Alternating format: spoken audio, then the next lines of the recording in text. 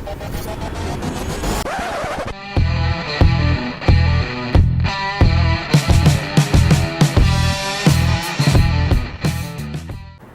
up, guys? Big Clyde 34 coming at you live today with a new car reveal. This is one of the most common comments that I get, people asking about the car. As you know, I wrecked a C5, I hit a deer. Unfortunately, it was totaled. So, just real quick, reminding you guys to like this video if you support the channel, and remember to subscribe. And without further ado, we're going to introduce the car to you. So, I got a little bit sick of all the GM bullshit, you know, the leaking target top and all the problems I had with it. So I went ahead and I got myself a 2007 Shelby GT500. Now, before you guys rip me apart, let me explain. Like I said, I was just getting a little bit tired of the GM crap. So we're going to take you inside, show you what's under the hood, and we'll get going. So now we go under the hood and we see the LS7, and we find out that I was completely messing with you and you just got punked. All right, so what is it really? It's a 2006 Corvette Z06. What's up, guys? Big Clyde 34 coming at you today with Cars and Clyde, the antidote for your automotive hangover, coming at you every single Monday at 4 o'clock Eastern Standard Time. Of course, unless you're watching this on my vlog channel, Clyde Vlogs, in which case you could be seeing this on Sunday. We're uploading these Monday videos, which means Cars and Clyde vlog videos. Pretty much when I'm on camera, you know, even talking about the truck and stuff like that, you can see me over there a day early. Today, we're doing something a little bit different yet again. I've never really done anything like this. As you guys know, I had a C6 Z06 that went from stock to not stock in a hurry. So we're going to be doing like a video recap on that, kind of taking 3 hours of video, probably more, scrunching it down into just a couple minutes here, and we're going to kind of go through the entire ownership of the car. I guess this will prove to be like a documentary slash tribute to my time owning the car. So I just want to ask you guys, I don't want to be one of those like whores who's just like this video for no reason, but if you do enjoy the content being delivered to you, I ask you to smack that thumbs up button. It really helps out the channel a lot. I appreciate it, and if you're new here, click that subscribe button as well. By the way, we have more updates on the truck coming at you next week, so stay tuned for that too. So if you're not familiar with my Z06, the one that broke the internet several times, we're talking, of course, about the automatic remote starting. Oh, damn it.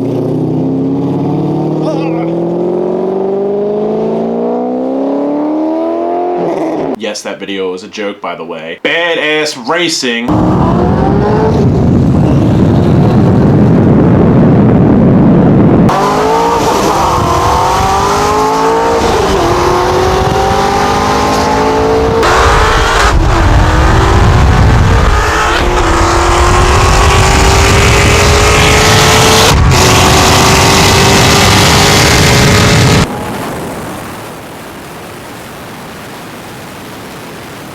Fire-spitting monster.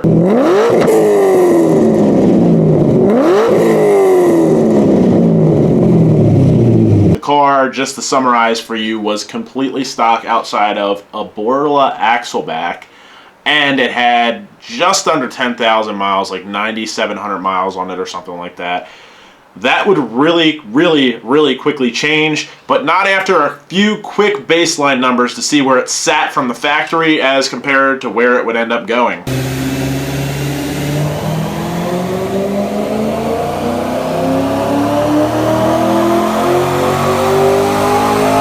So stock on the dyno, as you just saw, it made 456 horsepower, 442 foot-pounds of torque.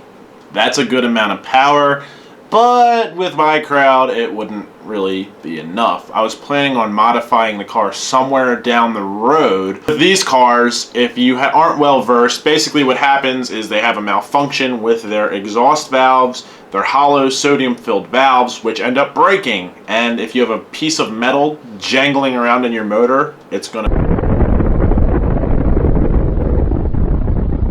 So generally they take those valves, they replace them with solid stainless valves, which is what I bought. If I had all the parts to do this, I was getting ready to just do the valves. It would have still been a stock car, performed exactly the same as it did from the factory. But my buddy who owns Race Proven Motorsports, ironically enough I'm wearing their shirt today, hit me up and said, dude, like I have some heads sitting on the shelf here, I'll cut you a deal, buy these heads, buy the cam, We'll hook it all up. It'll be way better than stock. So that's basically what we did. Check out the result after I did the heads, the cam, and a set of headers to get all that air flowing. Check out the result after that.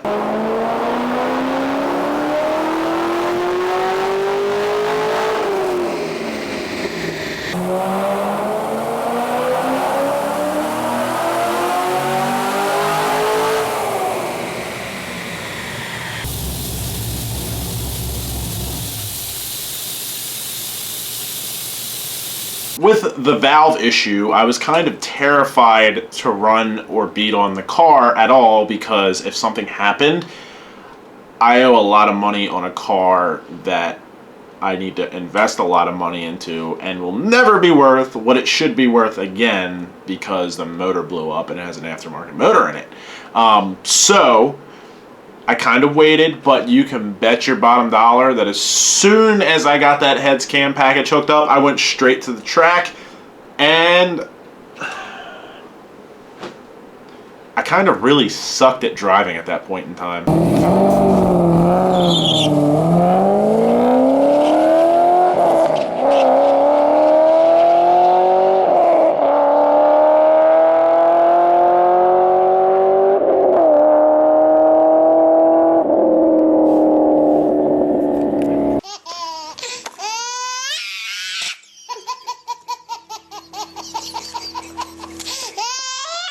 After that, I was kind of thinking, what video could, like, this is a badass car, what video could I make to kind of use the car to the most of its abilities? That was when I did this cool burnout tutorial. I just had to throw this one in here because it's definitely a memorable moment. All right, so now we're just gonna do a simple little first gear burnout. Like I said, get rolling a little bit, drop the clutch, and we'll stand on the brake for a quick second so you can see how that's done as well.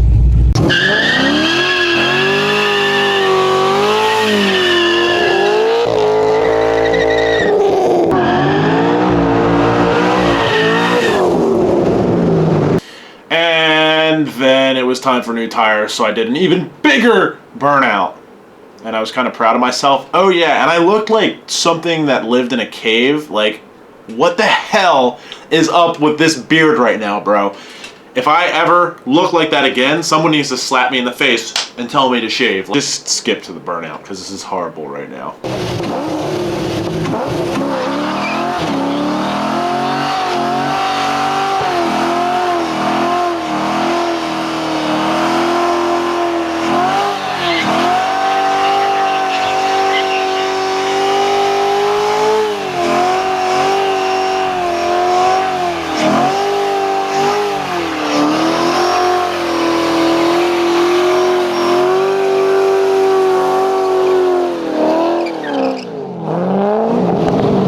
And then there was the one time where I had to fill in people about what exactly wasn't working with the car, and the 10 things I hate about my Corvette video.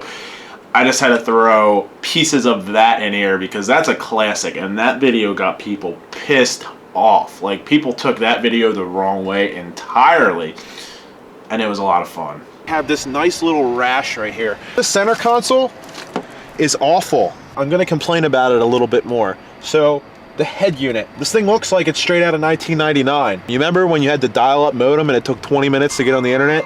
That's what this looks like. I think it comes down to is it might just have too much horsepower, which forces the moisture up underneath the lens. America, get her done. From there, I was looking kind of for a better setup for drag racing, because as you know, I did a lot of drag racing if you watch the channel. So after looking around, you see a lot of Corvettes running the Weld RTS wheels, and there's a reason for it. They're somewhat affordable, and they look great, at least to me and to a lot of people. So that's what I did. This is what the car looks like now. We got some Weld RTSs on there. 18 by 4.5 in the front, 17 by 11 out back, with 325, 28-inch tall M&Hs on there. So let's give you guys a little walk around. Oh yeah, we tinted out the taillights and finally fixed them. So after that, I kind of broke it a little bit.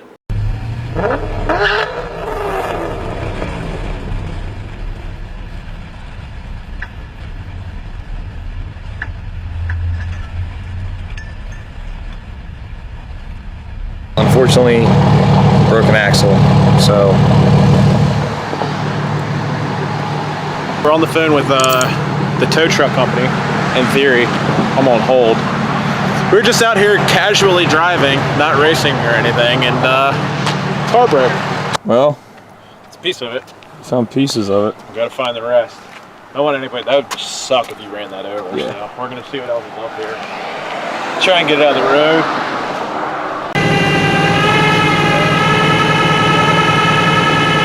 Nice little axle. Now pay attention to this part here, because this is what we actually have. Did a good little number on that. After I figured out it wasn't a big deal and I just had to replace an axle shaft, it was all good. From there, I took the car to a half-mile event because I decided that those were what's up. And after I show you this clip, I'm going to show you something really cool. But the half-mile was a lot of fun. Right before this event, this was at the very tail end of me breaking in my clutch. Just had enough time to get it nice and broken in. The guys over at Horsepower Addicts installed my clutch, and I was able to go run it at the half mile. So I'm going to show you that clip and then show you something else that's really neat. So we have these ramps that we found in a trailer that we borrowed. We are living ghetto fab. Cinder blocks. Joey's over here still sick. And we're gonna watch this clown climb into a car that he could probably hug and wrap his hands completely around it. What if I rip my pants? He's too worried about what we're talking about instead of actually doing what he's supposed to be doing. What am I supposed to be doing? Let's zoom in.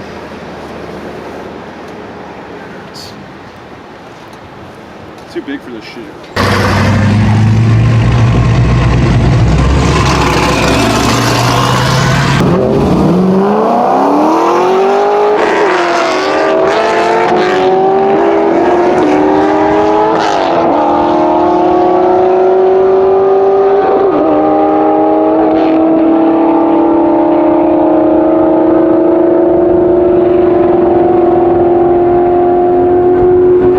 Definitely different than quarter mile racing.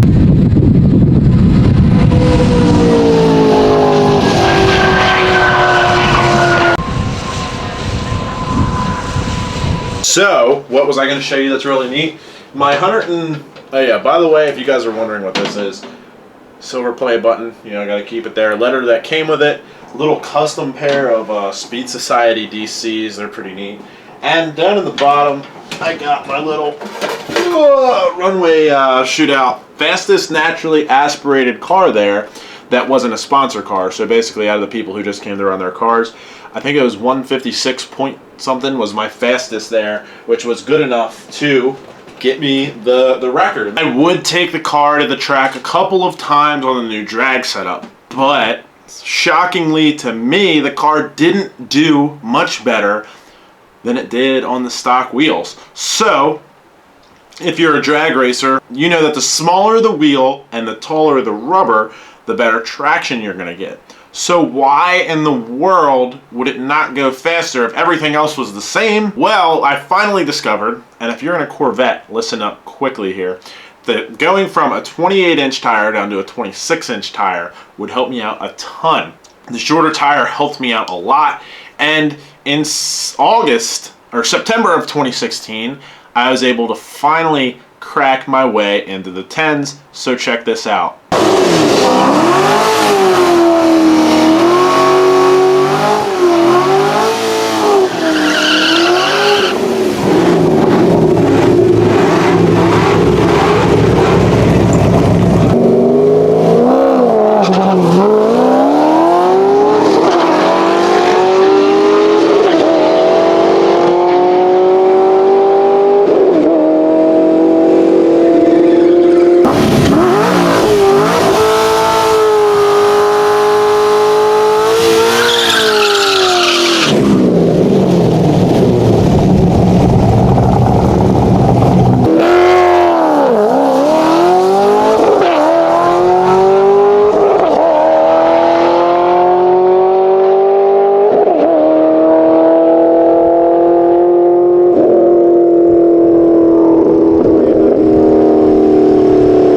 on from there, it was just all about practice. At this time, I also had an MGW shifter in the car. Somewhere along the timeline that happened, but that helped out a lot. I think I squeezed just about every single ounce out of this car that I possibly could.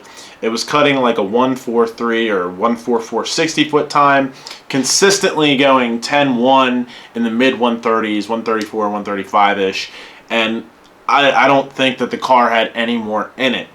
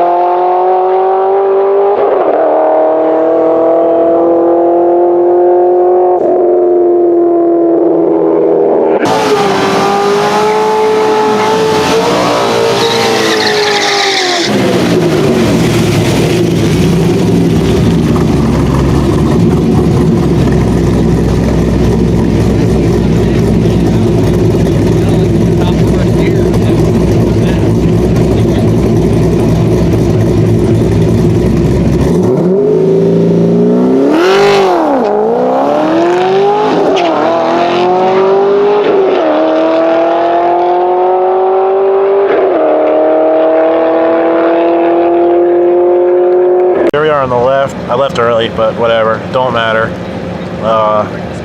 Went a 146.60. It's a new best 60, 106 through the eighth, and 137 through the quarter.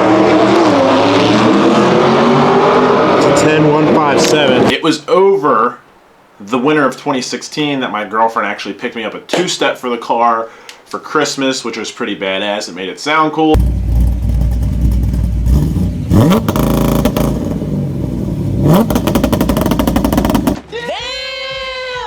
I wasn't sure, but I thought it would make it launch maybe a little bit better. It's hard to tell because, like I said, I thought that I was getting towards the end of what the car could actually do. I never got to test that on the track, unfortunately. I wanted to do that and an intake manifold, and I thought that between those two, the car would be able to inch its way into the nines. My goal was nines on motor, and then I was going to be done with it by the house, probably by another project vehicle. But at that point, I decided to sell it, and before I get to the point where I sold it, I'm going to throw in this quick little video of every dollar that I dumped into the car combined. I'm pretty sure that this has every single itemized thing that I've spent on the car to make it go, what it did, and kind of tells you the tally of the final dollar amount spent. So let's just run through this one more time before I get hypothermia and die. I'm going to do all the pricing based on kind of like a retail price. Because I get good deals on stuff, I kind of wait and try and find a good deal. But that's not going to always be immediately accessible out there, especially given like where you are and, you know, all kinds of different factors. So we're just going to kind of go based on retail here. I already feel sick. Can you hear me? So we have heads cam, $500 or $500. Yeah, I fucking wish. Heads cam, $5,000. Intake, cold air intake, $400, $5,400 plus the exhaust, $6,400, $6,500, and then the axle back is another grand, usually new, $7,500. I wouldn't recommend getting an axle back; it's way too loud. If you're gonna get one, maybe pick up a Corsa or something like that. I mean, Borla's not bad if you're just gonna drive the car a little bit, but we're up to $7,500, and then that's all that matters about that. Clutch and etc. Shifter. Would we say the clutch installed in the shifter puts us at like $10,400? Wheels and tires, these are a very essential part. Don't let it fool you. They look good, but they do work. Like, they're a very important part of getting this car as fast as it was. So we're gonna say, I mean, I paid $1,700. We'll just value them at $1,700, even though it's kind of hard to get them for that price. I mean, that'd be realistic for just wheels, but $1,700 plus $500 for the tires, which is $12,600. And I'm probably missing something, so go yell at me in the comments for that. But that's about it. So like about 12 grand-ish, you can get yourself a nice heads cam setup in addition to the 30 to 40 grand you spend on the car. In addition to being a badass driver like me, you will be able to go 9s almost. I went a 10-1, so that wasn't even a 9. But anyway, guys, I'm just out here having fun. Don't mind me. Then, of course, came the day where I decided that, you know, maybe $1,000 to $1,500 that it would take to put the intake on this car and get it retuned wouldn't be worth the extra 1/10 of a second, 2/10 of a second. So I decided it was time to sell it, put it up, got rid of it, ended up buying this house that you see me sitting in, and I picked up another project vehicle.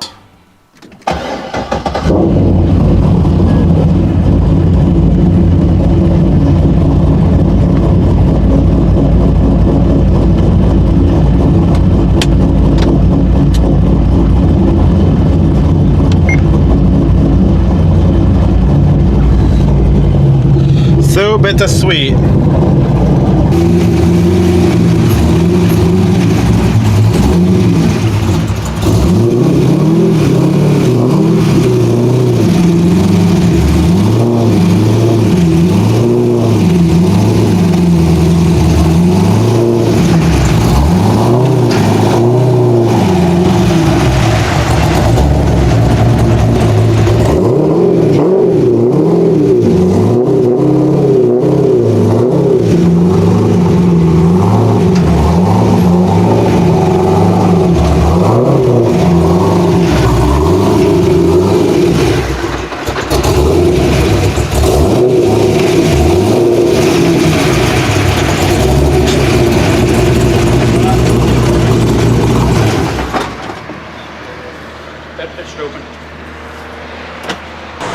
So the car is rolling out. I'm going to introduce you to the new owner.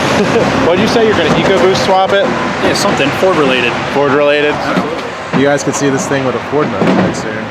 And real quick, this is the second time you tried to get this. What happened last time? My truck lost a wheel coming off of 95. How was that experience? It was crazy. Yeah? Yeah, as soon as I made the turn to get off the exit, the whole truck kind of shook, and I looked in the mirror and I saw the wheel come passing me and take off into the grass. And I just, luckily I had the trailer in the back because it was like... Yeah, you would have ended up there with it, right? Yeah, the trailer kept the truck straight. Jesus. Well, It was bad. well, congrats, man. So I hope you have fun with it. I hope you... Oh, I'm going to beat the shit out of it. Yeah, I hope you Absolutely. beat the shit out of it. Absolutely. Cool.